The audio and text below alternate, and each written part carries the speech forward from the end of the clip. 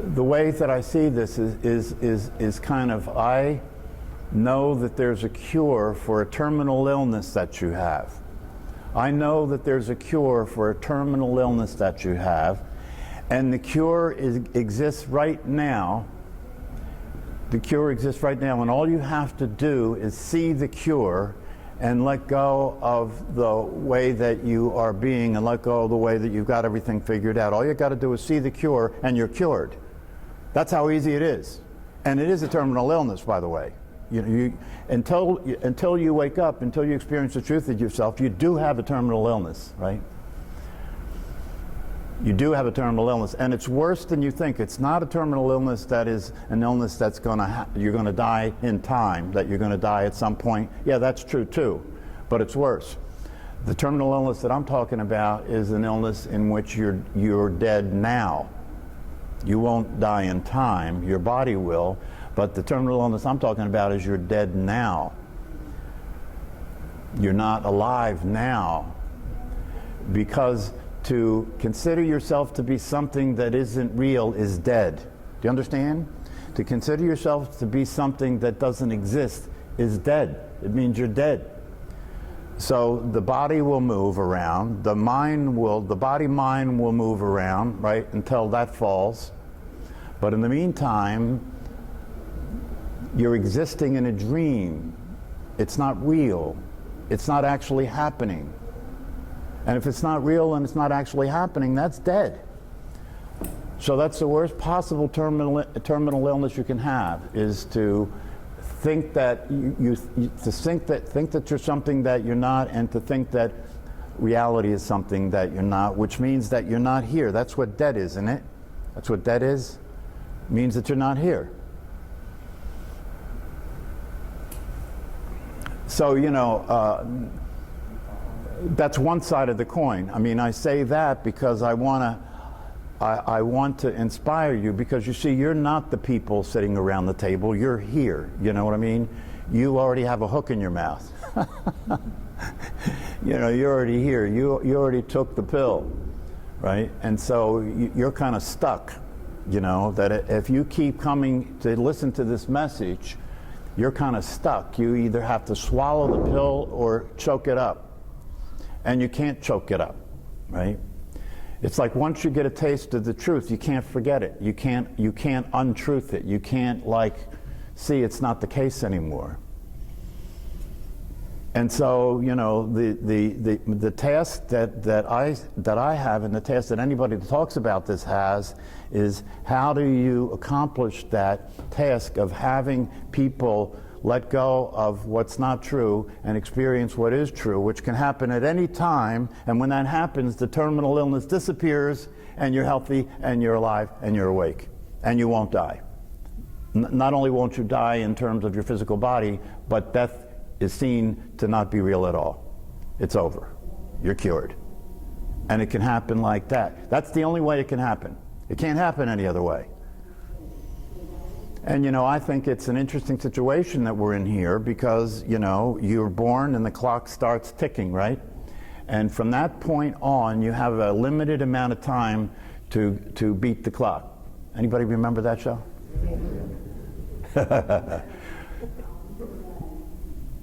You have a limited amount of time to beat the clock. The clock's ticking, and the interesting thing about the game we're playing is that you don't know how much time you have. That's better than the game. Right? The old TV game used to be, there was a certain amount of time you had to do something to beat the clock, right? But this game, you're playing beat the clock, and you don't know how much time you have. I should send that in. That could be a great new game. You don't know how much time you have.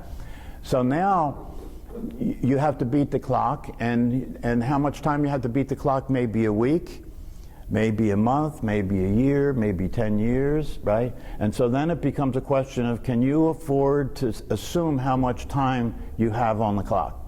Can you really afford to do that? And if it's true, if the possibility that's spoken of is true, if you let that in, right? If you let it in, if the possibility that's spoken of is true, then this game is very serious. What's at stake is everything. And then it gets interesting, how do you play this game? Do you listen to the voice in your head and play this game? I don't recommend that. The clock's going to probably win, right? And so how do you play this game? How do you determine what to go by, what to listen to, what to believe, what to do in order to wake up and survive and not have the terminal illness continue to kill you? Well, it's an interesting thing to look at, The ego or the mind is a very interesting phenomena. Let me share with you what I mean. If just consider this. Everything that I've been saying to you here is exactly the same thing that anybody who saw the truth said, right? Everything that I've been saying to you here is the same thing that anybody that saw the truth said. Including Buddha, including Jesus Christ, you, whoever it is, any of the spiritual teachers that are out there now, right? If you go and you listen to these people speak, you'll start to hear the same exact thing. They may say it a little differently, but it's the same thing, because the truth is the truth. No matter who speaks it, and no matter when they speak it, the truth is the truth. So now watch. Here's an example of how the mind works. If I speak the truth to you and encourage you and inspire you, the word inspiration is interesting, right? You know what the word inspiration means? You know what the definition of the word inspiration is? Inspire. Well, what's inspire? Make you motivated to do something. Somebody said breathe in, right? Inspiration, right? Inspiration, right? The word inspiration means to breathe breath into, is the definition of inspiration. Breathe breath into. So if I'm inspiring you, I'm giving you resuscitation. I'm trying to breathe breath into you to get you to be awake, you see? That's inspiration. And if I do that here, and if I say the same things as any other teacher has said, why? So if I say that, the same thing as any other teacher has said about the truth, the one and only truth, the truth that can wake you up, the truth that can give you freedom, the truth that can allow you to really fully enjoy this life and be free and healthy and alive and love, all that stuff. If I say that, it's got a limited power to it, I mean, you'll sit there with and your voice in your head will run, and you'll sit there and say, yeah, that's interesting. Yeah, that sounds good. Yeah. Oh, I see that. I get that. I can see that. Maybe I'll come to this class again. I don't know. Depends on whether I have other things to do. Maybe I'll meditate. Maybe I don't know. Maybe not. So there's something going on. And every seat that you're sitting in, there's a conversation about this. There's a way that it's getting processed by you, right? Now check it out. If all of a sudden, we're all sitting here, and all of a sudden the image you see of me were to disappear, right? And what appeared to me was whatever you considered God to be. If you were a Christian, and what appeared to you was all of a sudden you looked at me and you saw Jesus sitting here, right? And then I spoke to you, right? You guys would probably be low, oh my God, people would start crying, you know what I mean? Right? Yeah, right? Then it would be, oh my God, the power of the truth has come upon us. You see what I'm saying? Same thing. I could be saying the exact same thing, right? Now, why is that? Why is the truth that I say it has a certain value to you, but if I was sitting here and I was Jesus Christ, right, and I did some magic for you, I produced a few fish or something, or I asked somebody who's got an illness here what it is, and then I said, and you were healed, right? All of you would be, oh, anything, whatever you say, right? But it's the same truth that I'm saying. You understand? It's the same truth that I'm saying. Did anybody have any of you ever asked yourself the question, if you read the Bible, right, and you look back at the biblical miracles that were done in the Bible, right? Part the Red Sea, bring the dead back, to life, cure the blind, right? You ever ask yourself, well, how come nobody's doing that shit now? You know what I mean? If somebody would stand up in the world and do something like that on TV, right? Then the entire world would say, okay, forget the political leaders, forget everybody that we're following that guy, right? Because that guy has got the power, right? You ever ask yourself, how come there's no miracles? Why not have miracles? What's that? People are waiting for the second coming. Yeah, good luck with that. But here's my version, right? Here's my version, right? And I don't know what the truth is, but this is my version. There never were any miracles, right? There will be a time, maybe 1,000 years from now, when people will write about this time, and they could say miracles happen. You know, how are you gonna verify any of that, right? I say there were never any miracles. It doesn't make sense to me that there would be miracles. That's not the way God plays, right? Because it would ruin the game, right? Make it too easy for you, right? If there's no miracles, then what you're left to do is you have got to choose to let go and trust the truth. See, if there's a miracle, then I got evidence now. If I brought somebody back from the dead, then you'd believe me that death isn't real because I showed you, right?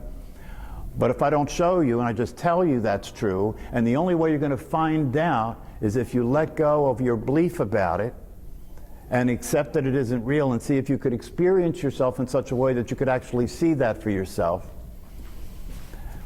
then you have a choice whether to see it or not to see it. You could stay with the terminal illness, or you could wake up and be free. And I say that's the way God plays. The truth is always here, it's always available, it's right where you are, and at any time in your life you can let go and accept it and begin to experience it, and then everything clears up on its own. Everything disappears that you thought was real. I'll go another one. So if you think, you know, the idea that I could reappear here as Jesus and say these things to you, try this one on. If I was Eckhart Tolle, right? And if you go listen to Eckhart Tolle, right? I guarantee you, if you go listen to him, you'll hear him saying the exact same things I'm saying, right? But there's only a few of you here. If I was Eckhart Tolle, you wouldn't be able to get a ticket to this. Do you understand? I promise you, if there were posters put out there, and you know that Eckhart Tolle was going to be here next Sunday to talk, you know, you would have a lot of trouble getting a ticket. In fact, they couldn't even hold it here because after they saw how many people were interested, they'd realize it was going to be a disaster.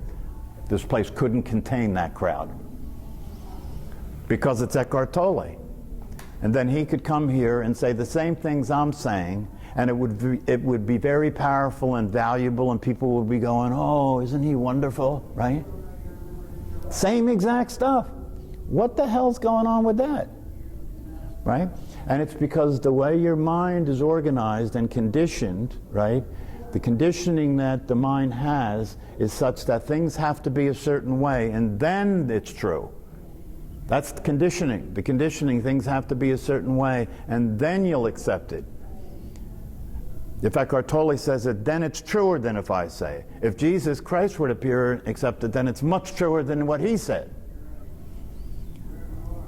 So, but what if the truth and the power of the truth has nothing to do with who says it?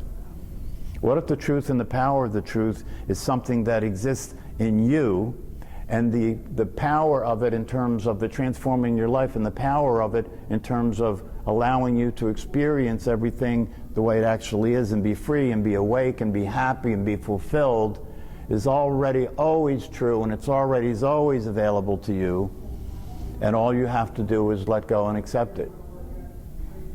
But no, the mind will continue to have you continue to try and get the life that you're familiar with to work, in spite of what I say. I mean, that's why when I'm here sometimes I describe to you the world in which the world that you're trying to get to work. I describe to you how ridiculously futile it is, how impossible it is for that to ever work.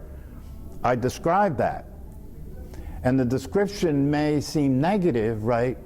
Well, that's because it is. You know what I mean? This situation is not going to work out. It's never going to work out. I don't care how hard you try. I don't care how much money you get. I don't care, whatever it is that you think you can do to get this to work. It's never going to work. So the sooner you let go of that, the sooner you give up on that, the sooner you resign from all that and surrender, the sooner you'll wake up, the sooner you'll see what's always true, what's already true, what's always been true. So that's the negative side of the coin, but then there's the positive side of the coin.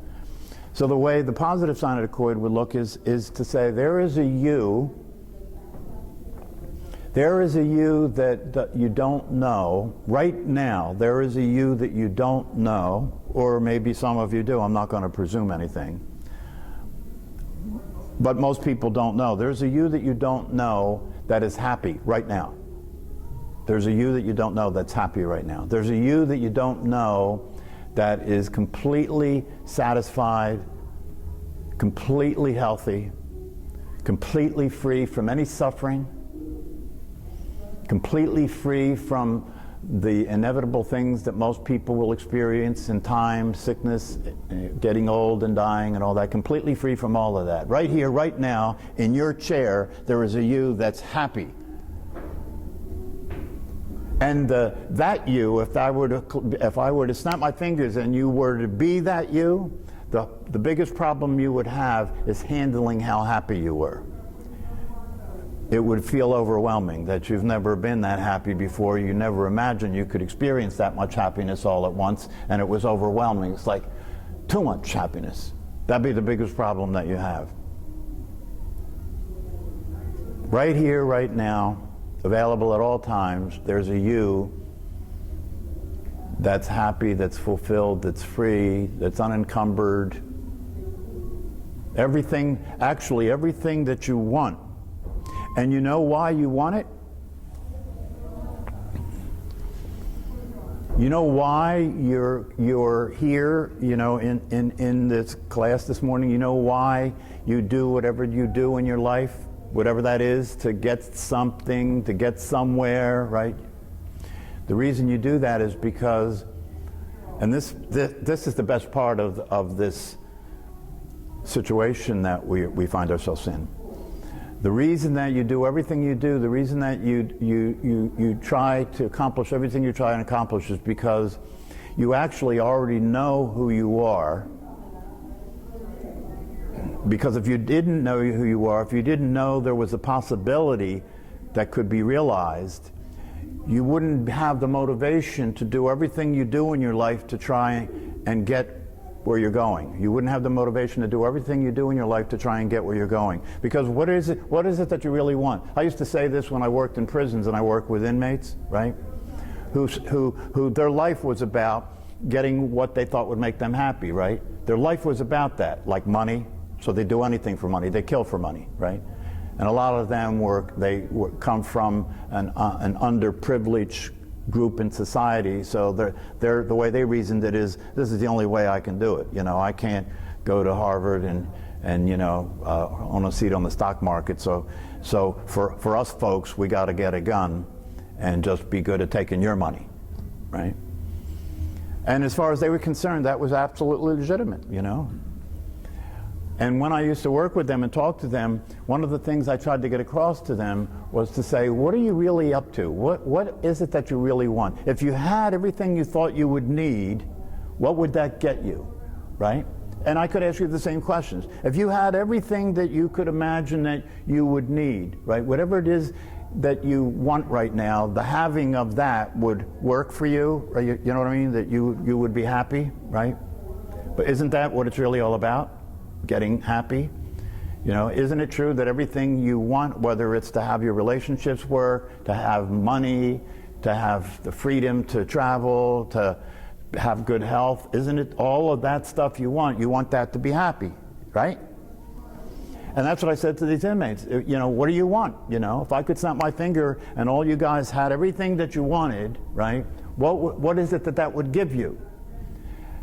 And then, you know, we interacted about it for a while, you know, and then it finally got to the point where everybody could see it was irrefutable. It was an irrefutable answer, is that what we all want is to be happy. So what is happiness, right? What is happiness? Happiness is an experience, right? Right? So what it is that you want, this is something that's important to understand. What it is that you want is an experience, is it not? What you want is an experience, right? And an experience is not a thing, right? It's not a thing. To experience an experience, does that cost money? To experience an experience, does that cost money? No.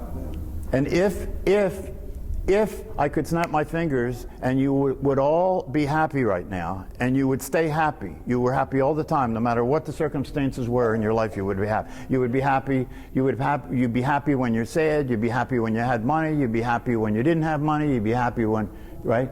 And the happiness that you would have, even when you're sad, would be you were happy because you were alive and you were experiencing your life. That's why you were happy, and you could include anything that happened in your life inside that happiness because you're just happy to be here, right? If you could have that kind of happy, you see, and if you could have that kind of happy, do you see that you would no longer have to be trying to get it? You know, you wouldn't need money anymore, wouldn't mean anything to you, right? All the things that people are doing all day long to try and get happy. And here's the deal. What if the truth is that what you want as an experience that you've been trying to get by doing everything that you've been doing has always been available to you, but you're ignoring it? That's what I say here all the time. It's always available to you, but you're ignoring it. You're so busy trying to get it, and you're so convinced that if you stop trying to get it, you'll lose the game, right? But here's the trick that God's playing on us. You already won the game, but you don't know. So if you win the game, the way you win the game is to discover that you already won. There was never even a game. You won before the game started. So the game is to make believe that you didn't win, and then try to win until you give up trying to win, and then you realize there was never a game, you had won before the game started. That's the truth. That's the truth. See, now, if you take that kind of information and you process it through the mind and the brain, you know, the mind and the brain will turn that into, no. No, that all sounds good what that guy said. That all sounds good. But when I leave this room and I'm back out there in the real world, right? If I talk like this in the real world, people will say, man, you need medication. Because everybody knows in the real world that's not true. In the real world, if you don't have any money, you're not happy. That's why if you do discover the truth and you experience it, that's why it's so hard to talk to people about, because you're basically saying that the game they're playing and the game they invested all their energy in, their time, their life, the game that they invested all that in doesn't even exist, right? It doesn't even exist. And you know, if that's the case and they've invested everything in that game and you're telling them it doesn't exist, they're not going to be happy to hear that. They're not going to be happy to hear that. And not only that, not only are they not going to be happy to hear that, but the first thing that will occur to them is, how do you know? How do you know? Prove it. Prove it. How do you know? I got proof, you know. The more money I make, the better I feel. I got proof. What proof do you got? See, I wouldn't talk like this to a group of people that just showed up here. I wouldn't say these things. I'd be stupid to talk like this. They'd file a complaint, right? But I talk like this to you because, like I said, you've got a hook in your mouth, right? And so I want you to try. See, I actually want you to try harder so you could fail. I want you to try harder so you could fail, because only when you give up trying to do something that doesn't require your doing anything will you get it. So I want you to try harder. It's only elusive. See, it's only elusive because you continue to operate from the point of view of you as this person that's trying to get this experience, right? That's why it's elusive. You keep trying as a person to experience the truth. And the reality of it is, if and when you do, and you will, that's the other thing. The outcome of this is guaranteed. You will experience the truth of yourself. And when you do, you'll realize the barrier, the thing that was obscuring that, the thing that was the obstacle to having that experience, right, was the idea that who you think you are was going to experience the truth. And the problem with that is who you think you are is the lie that's covering the truth. Who you think you are is the illusion that's covering the reality. So as long as you stay in the identity of who you think you are, and that's the you that's trying to realize the truth of what you are, it can't happen. It can't happen because that's the illusion, that's the mistake, that's what you're not that's in the way of what you are. One second, I want to just, and when you discover who you are, part of the miracle of it, part of the interesting and the beauty of it is when you discover that who you are, even who you think you are, even who you thought you were, is who you actually are. This is a little tricky, but it's when you discover who you really are, the you that you have been being is still there. It's not going to disappear, right? But that you that you've been being, that you considered to be all that you are, now you've discovered the truth of who you are, and even that being, even that body, even that personality is who you really are. It's been in disguise. It's been in disguise, right? So one of the things that the teachers say, and this is a more advanced version of the truth, one of the things that the teachers say is it's all God. It's all true. It's all true. Even when who you're being is said to be not true, the only reason it's said to be not true is because you think that's all there is, and that's not true. But when you discover the truth, you realize that even that is the truth. That all there is God. All there is consciousness, if you want to talk about it that way. Well, see, that's the thing. You know, you can become very powerful in terms of changing your personality when you know you're not your personality. You can become very powerful in changing your behavior when you know that which typically runs your behavior is not you. Because then you can see it. You can see the voice in your head, and where you see it from is not it. But when you're not seeing it from there and you're being it, there's no alternative. There's nowhere to go. There's no other way to see anything, right? But when you see the voice in your head, you must not be being it if you're seeing it. And if you're seeing it, now you have a new place to come from. Now you have a place that you can see more than you could see when you just thought that you were the thinker of your thoughts. You can see more. And when you see more, you can begin to realize that you have options now you didn't have before, and the options you have now can give you more results than the options you had in the past. But you see, the ultimate realization is the realization that you don't need options. On the way to that, you may need options. You may want to become more and more skillful at how you live your life. But ultimately, the bottom line realization is you don't need options. You don't need anything. You already got it all. You know, the ultimate realization of who you are is a realization in which that everything is yours. You already have everything. You know, when you go to the airport and take a plane, it's your plane. You're letting the airline use it. And when you want to use it, you can go and use it. The whole universe is yours when you wake up. The whole universe is yours. See, the mind, when the mind hears that, it's like, what?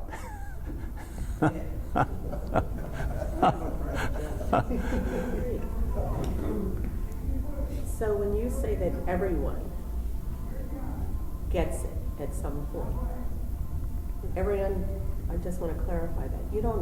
Everyone doesn't get it while they're in this mortal body.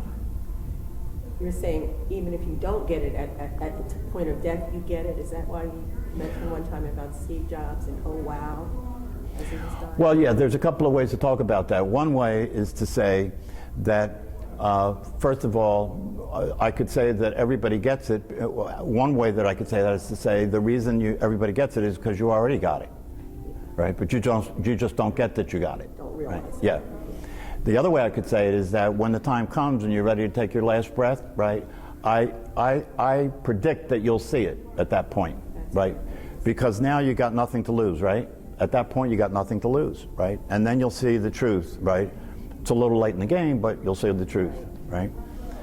So it's not elusive really because there's nothing to get. You just don't realize that you are it. Yeah, that's right. It's not elusive. It's not elusive. And so why wait? Why wait to die? Why wait till you're almost dead to see it, right? Die now. That's why I said in my book, dying to live, right? Die now. Let who you think you are die now.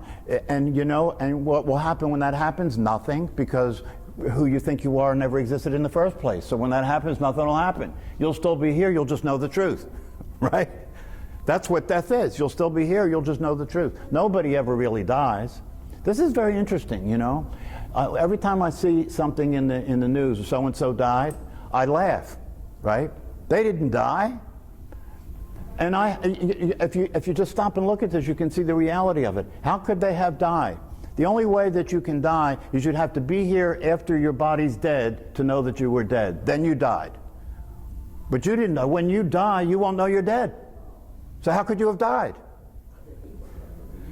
Yeah, but that's not you. So you didn't die. Who they saw you as died in their world, right? But in your world, you didn't die. You'll never die. You'll take your last breath, right? And then you won't be here. But you won't know you're not here. So you didn't die. It's really true. So you're afraid of nothing. You're afraid of nothing. That's what you see when you wake up. You're afraid of nothing. Now, your body and your mind may still be afraid, right? But now you can have a sense of humor. Right? So when you're afraid, you can still let yourself be afraid, but you understand that this is just a Halloween party. There's nothing to be afraid of. Yeah. Well, there's no such thing as an atheist. There's no such thing as an atheist. It's the same type of thing. If you say to an atheist, what makes you an atheist? I don't believe in God. Well, you just referred to it. How can you not believe in it? You just said it. So you're denying belief in what you obviously consider to be true that you say doesn't exist. That's crazy. There's no such thing as an atheist. All right, we better go before it gets worse.